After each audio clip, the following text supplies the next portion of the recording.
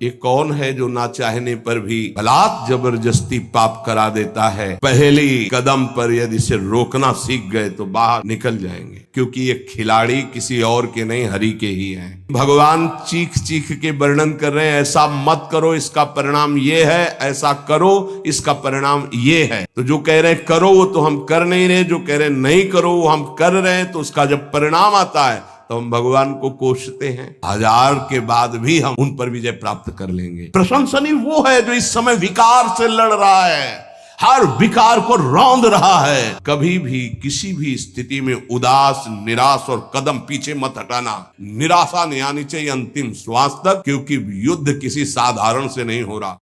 ये रजोगुण से प्रकट होता है, राग से, और ये महापापी है, अर्थात महापाप कराने वाला है। महाशनो, ये कभी तृप्त नहीं होने वाला, चाहे जितना भोग लो।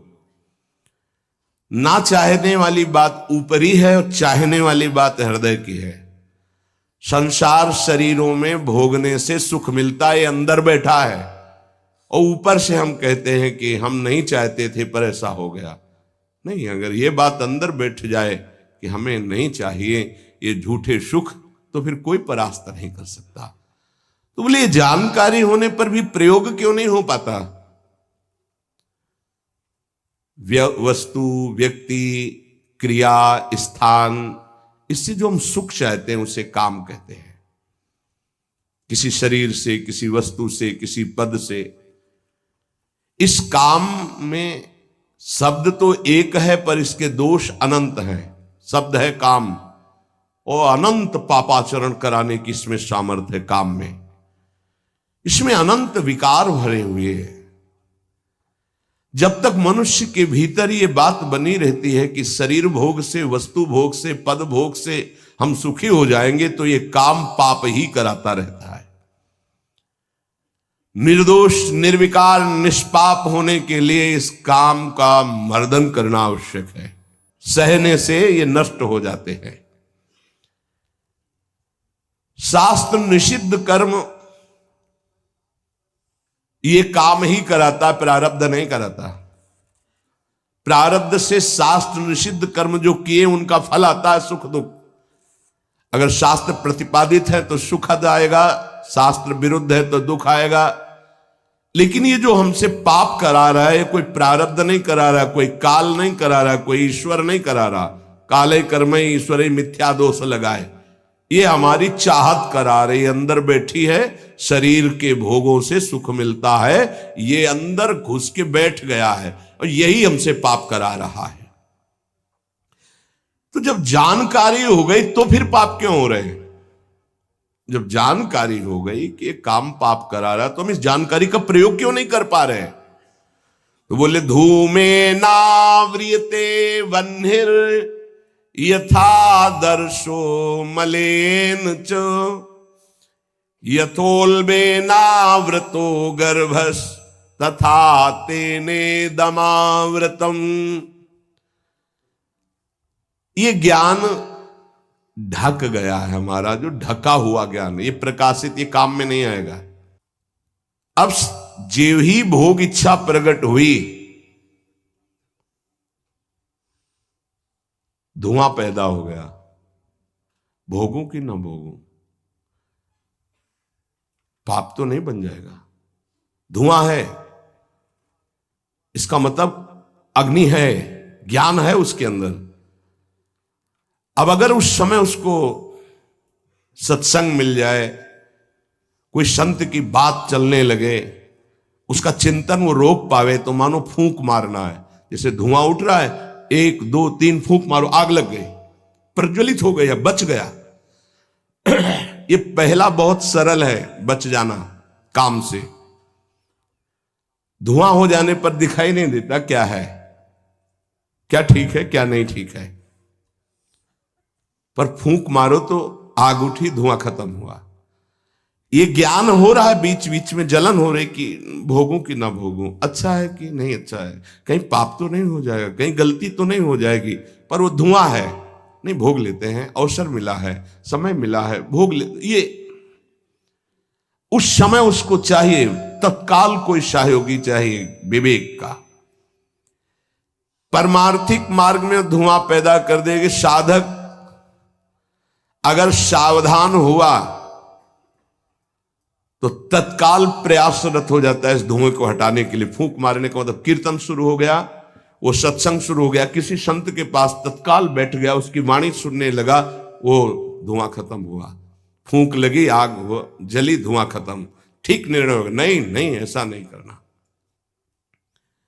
उत्पत्ति विनाशशील जड़ वस्तुओं में प्रियता, महत्ता, सुंदरता, सुखद रूपता, ये काम पहले पैदा करता है। ये सत्य है, इसमें सुख मिलेगा, इसमें बहुत सुख मिलेगा। अब ये धुआं बढ़ता चला जा रहा है, कैसे सुख मिलेगा? लाखों लोग भोग रहे हैं, कैसे सुख? कैसे तुम मुझे बावरा बना सकते हो? नहीं नहीं, गलत है। ये है धुआं को हटाना, फूंकना। अरे अन्य शरीरों की अपेक्षा मनुष्य शरीर सर्वश्रेष्ठ है, इसमें विवेक है। हम कैसे ऐसा पशुवत आचरण कर सकते हैं? नहीं, अरे मन नहीं, तेरी सलाह नहीं। अब वो फूंक रहा है, आग पैदा कर रहा है, ज्ञानाग्नि पैदा कर रहा है। पर बहुत प्रवीण साधक नहीं, उससे प्रवीण मन है, वो सुख को सुख मानकर भोगने की लालसा प्रबल होने के कारण वो धुआं नहीं हटा पा रहा, वो उसी में और राग कर रहा है। प्रथम अवस्था में हटा लिया तो हटा लिया, नहीं दूसरी अवस्था में बहुत ही भयानक स्थिति हो जाएगी। ऐसी कामना का वेग बढ़ा तो ये भूल गया कि मैं साधक हूं, मेरा कर्तव्य क्या है, मैं अकर्तव्य करने जा रहा हूं, ये भूल गया। क्योंकि जैसे दर्पण में ढक गया तो भूल गया, दर्पण में दिखाई देता मैं कौन हूं, तो ज्ञान रूपी दर्पण ढक गया काम से, अब ये उसकी सोच ही खत्म हो गई। अंतःकरण में इतना महत्व पैदा हो गया कि विकलता हो गई उसके अंदर। अब यही उसके पतन का कारण बन गया। इतना महत्व बढ़ गया कि निर्णय करने की क्षमता खत्म हो रही है कि मैं एक साधक हूं, मैं उपासक हूं, पापाचरण नहीं करना चाहिए। ये किसी का भी हो सकता है। पहली दशा बहुत जल्दी हटा जा सकता है, फूंक मारी हट गया, आग पैदा हुई ज्ञान की। नहीं नहीं, ऐसे तृतीय अवस्था में ये पता ही नहीं रहता मैं गलत कर रहा हूं या गलत करने जा रहा हूं, विवेक ही काम नहीं करता, वो उसे सुख और अपना जीवन मान लेता है। अगर उस कामना में बाधा पड़ी तो तमोगुण की वृत्ति बढ़ जाती है और क्रोध पैदा हो जाता है। क्रोध जब अपना स्वरूप धारण करता है तो हिंसा पैदा कर देता है, सम्मोह पैदा कर देता है। सम्मोह स्मृति का नाश किया और बुद्धि भ्रष्ट हुई, नष्ट हो गया साधक। ये सर्वनाश करने वाला काम। सम्मोह माने मूढ़ता, घोर मूढ़ता, कुछ निर्णय करने की सामर्थ्य नहीं रह गई। पशुवत, एकदम पशु। अब उसमें जब वाणी खुलेगी तो झूठ, आचरण होंगे तो कपट, व्यवहार होगा तो बेईमानी, कर्म होगा तो अन्याय और पाप, गुस्सा आएगी तो अत्याचार, हिंसा, इसके सिवा और कुछ नहीं। अपना रजिस्टर कभी पढ़ के देखो, अपने रजिस्टर को तो देखोगे नहीं कि अपने जीवन के रजिस्टर में हमने क्या क्या आचरण किए हैं। ये सबको देखना चाहिए। ये बात समझने की है, थोड़ा कड़वाहट जरूर है कि हम सब तत्काल भगवान को दोष देने लगते हैं, लेकिन भगवान चीख चीख के वर्णन कर रहे हैं, ऐसा मत करो इसका परिणाम ये है, ऐसा करो इसका परिणाम ये है। तो जो कह रहे हैं करो वो तो हम कर नहीं रहे, जो कह रहे हैं नहीं करो वो हम कर रहे हैं। तो उसका जब परिणाम आता है तो हम भगवान को कोसते हैं। बंबूल बोओगे तो उसमें दाग छुहारा नहीं लगेंगे, कांटे ही लगेंगे। पापाचरण करोगे तो उसका परिणाम दुख ही आएगा। पुण्य करोगे तो सांसारिक सुख मिलेगा, भजन करोगे तो पाप पुण्य दोनों से ऊपर उठकर भगवदानंद को प्राप्त होगे। कामना में तदाकार ना होने पावे तब तक बचा जा सकता है। जहां तैयारी बनी सुख भोग की और राजीव आपने दस्तखत कर दिए, अब आपको भगवान ही बचा सकते हैं, दूसरा कोई नहीं। उस समय भगवान ही कोई ऐसी लीला कर दे तो बच सकते हो, अन्यथा नहीं बच सकते। तदाकार होना साधक का सर्वनाश हो जाना है, काम में तदाकार होना। 1 2 4 बार अगर आप ऐसी अवहेलना करेंगे तो आपका साथ देगा आपका हृदय और जलेगा, धिक्कार करेगा, बार बार कहेगा गलत है, कान पकड़ेगा, अब की बात नहीं। आगे बढ़ गए, ज्यादा मलिन हृदय हो गया तो आनंदित हर्षित होने लगेगा, आज ये भोगा कल वो भोगूंगा, और वो पापाचरण में हर्षित होकर आगे बढ़ जाता है। ये बहुत बुरी स्थिति होती है। जब तक साधक का हृदय धिक्कार देता है तब तक तो निकलने के चांस रहते हैं कि गलती को गलती मानता है और बार बार कहता है अब नहीं करूंगा। वो विवश होकर गलती हो रही पर वो कह रहा नहीं करो, ये निकल जाएगा, आज नहीं तो कल निकल जाएगा। लेकिन जो राजी हो गया है, जिसने इस महान पाप को अवगुण को गुण मान लिया है, निकलने की संभावना नहीं। कामना का त्याग करने से ही शांति और सुख मिलेगा। त्यागाच्छांतिरंतरम। कामना आते ही फूंक मार दो तो धुआं नहीं बढ़ पाएगा और दूसरी दशा नहीं आ पाएगी, दूसरी स्थिति काम पैदा नहीं कर पाएगा। वो दर्पण में मैल, तीसरी में तो सवाल ही नहीं उठता कि बच जाओ।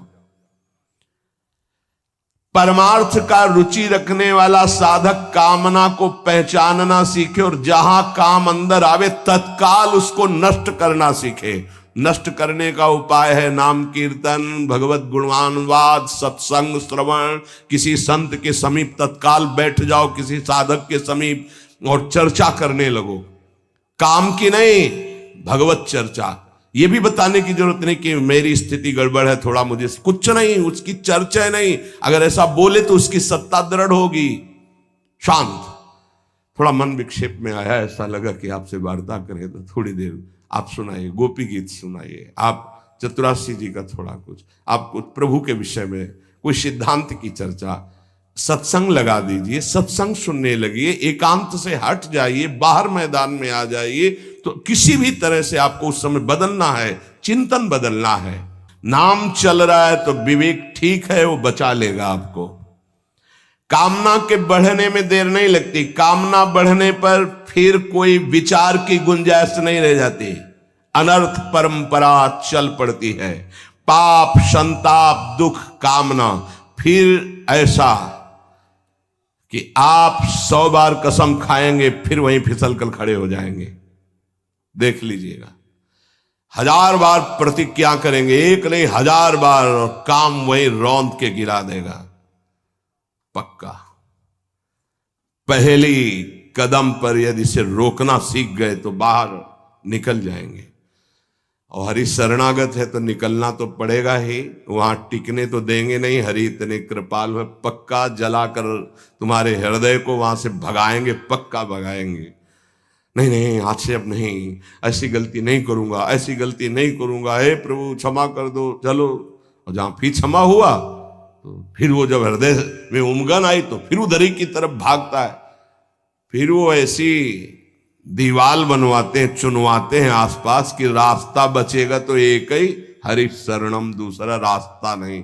इसीलिए भगवान का आश्रय लेकर भक्ति करने वाला उपासक बहुत जल्दी विजय प्राप्त कर पाता है इन विकारों पर, अन्यथा मार के गिरा देते। बहुत बड़े विजयी योद्धा हैं, काम, क्रोध, लोभ, मोह, मद, मत्सर। हरि बचावे। वैसे कहा भी है हरि ने कि मामेवे प्रपद्यन्ते माया में ताम तरन्ति, मेरी शरण में आ जाओ तो बच जाओगे। समस्त दोषों का नाश, समूल काम का नाश, समस्त संबंध विच्छेद, एकमात्र भगवान का आश्रय लेकर भजन करने से हो जाते हैं। घबराना नहीं। 1000 बार फिसल जाए तो 1001 बार भी हिम्मत रखें, पड़े ना रहें। आखिरी श्वास तक हम बाजी जीतने की कोशिश करेंगे, क्योंकि ये खिलाड़ी किसी और के नहीं, हरि के ही हैं। ये काम, क्रोध, लोभ, मोह, मद, मत्सर किसी और की सामर्थ्य से सामर्थ्यवान नहीं, मेरे स्वामी की ही सामर्थ्य से सामर्थ्यवान है। जिस दिन हमारा अहम धूल धूसरित हो जाएगा तो 1000 के बाद भी हम उन पर विजय प्राप्त कर लेंगे। इसलिए किसी भी स्थिति में कोई भी उपासक निराश तो होवे ना। प्रशंसनीय वो है जो इस समय विकार से लड़ रहा है, हर विकार को रौंद रहा है और अपने हृदय की मलिनता को सामने रख रहा है। कौन है हृदय की मलिनता को रखता है? प्रशंसनीय वो है इस समय जो अपने जीवन को संभाल ले। भगवान की असीम कृपा है उन उपासकों पर जो यौवन अवस्था को पवित्र करके चला रहे हैं। सातरति सातरति सा लोकांतारति। आप प्रभु के लिए इतनी जलन सह रहे ना, वो बहुत कृपाल है, वो देख रहे, एक एक सेकंड का हिसाब होगा। आप लोग ऐसा ना समझे कि आप जो कष्ट सह रहे हैं, आप जो जल रहे हैं, आप जो बेगों को सह रहे हैं, तो इसका कोई परिणाम नहीं। भगवान बिक जाएंगे, ध्यान रखना। वो देख रहे हैं, उनके लिए तुम सह रहे हो, उनके लिए सह रहे हो। समस्त विषयों का आक्रमण साधकों के हृदय में, तो वो क्या जाने विषय पुरुष, जो मनाया सो खा लिया, जो मनाया देख लिया, जो मनाया भोग लिया, जो मनाया सूंघ लिया। चलो एक साइड में आके देखो तब तुम्हें पता चलेगा। इसलिए हमारी प्रार्थना मानना, कभी भी किसी भी स्थिति में उदास, निराश और कदम पीछे मत हटाना। आखिरी श्वास तक योद्धा दुश्मन को परास्त करके विजय श्री की आशा रखता है। और हमारी आशा इसलिए पूरी होगी कि हमारे साथ प्रियालाल है। नागरी दासी जन्म जितायो, बलिहारी बलिहारी। ये क्या जाने, ये तो जरा सा छींक दोगे तो तैयार हो जाएंगे हो हल्ला मचाने में। ये साधना जानते हैं क्या? ये चढ़ाई चढ़े हैं क्या कि फिसलने वाला कितना मेहनती होता है? जो चढ़ के जाना चाहता है फिसल रहा है, उसे कौन जानता है? इसीलिए बड़े बड़े महापुरुष इस बात को, साधकों को प्रोत्साहन देते रहते। विषयी जी थोड़ी जानते, विषयी जी तो जरा सी बात हुई ना तो तोप बना करके वो अपना रजिस्टर देखो पूरा काला, कभी नहीं वो देखेंगे लौट के। हाँ, एक बिंदु अगर कहीं चिट्ठी आ गई है ना तो हो हल्ला मचा देंगे। साधक ऐसा, साधक है। 1000 बार परास्त होने पर भी हमारा वो उदासीपन नहीं आना चाहिए, निराश नहीं होना चाहिए। चूक गए, इस बार भी चूक गए, आगे बढ़ेंगे, रौंदेंगे हम हरिनाम के बल से। हरसि हरिनाम जपत जय। निराशा नहीं आनी चाहिए अंतिम श्वास तक, क्योंकि युद्ध किसी साधारण से नहीं हो रहा। भगवान की शक्ति से संपन्न ये षड विकार हैं, कोई छोटे मोटे। भगवान के पुत्र बने जाकर कृष्णावतार में प्रद्युम्न कौन है? कामावतार, साक्षात काम प्रद्युम्न के रूप में अवतरित हो, भगवान के पुत्र रूप में। ये भगवत शक्तियों से संपन्न है। तो भक्त के ऊपर क्यों आक्रमण करते हैं? उसके अहंकार का नाश करने के लिए, शरणागति पुष्ट करने के लिए। ये अनुभव की बात कह रहा हूं। शरणागति में जहां कच्चाई होती तो वीर योद्धा घेरते हैं आसपास, तो हमारा मन भागता है प्रभु की शरण। त्राहिमाम, तो कहते आओ, हम ही ने तो लगाया है इनको। नहीं, हम ना लगाते तो तुम अहंकार से फैल जाते। आओ, सच्ची कह रहे हैं, काम क्रोध लोभ हमारे बड़े सहायक हुए। जब जब ये तीर कमान संधान किए तो भाग पड़े अपने लोग, हरिश शरणम, क्योंकि दूसरा रास्ता ही नहीं है। तो प्रणाम है इनको कि इन्होंने भगवान की शरणागति पुष्ट की, इन्होंने भगवान का आश्रय दिलाया। अगर ये जलाते नहीं तो इधर आना ही नहीं होता। और ये भगवत शक्ति से संपन्न बच सकता है तो भगवत शक्ति संपन्न ही बच सकता है, दूसरे की सामर्थ्य नहीं। हजारों बार यदि हारेंगे तो हमारे अंदर कहीं अहंकार है, इसलिए नहीं। अहंकार रहित पर इनका कहीं किसी भी तरह का प्रभाव नहीं होता। तो अहंकार रहित करने के लिए भगवान इशारा कर देते। देखो प्रश्न करके, तो क्या भगवान भ्रष्ट कराते हैं? वो कहते नामे भक्ता प्रणश्यति, किसी भी स्थिति में मेरे भक्त का नाश नहीं होता। भगवदाश्रय, नाम जप और बहुत सावधानी पूर्वक एक एक मिनट व्यतीत किया जाए। श्री राधा वल्लभ लाल की।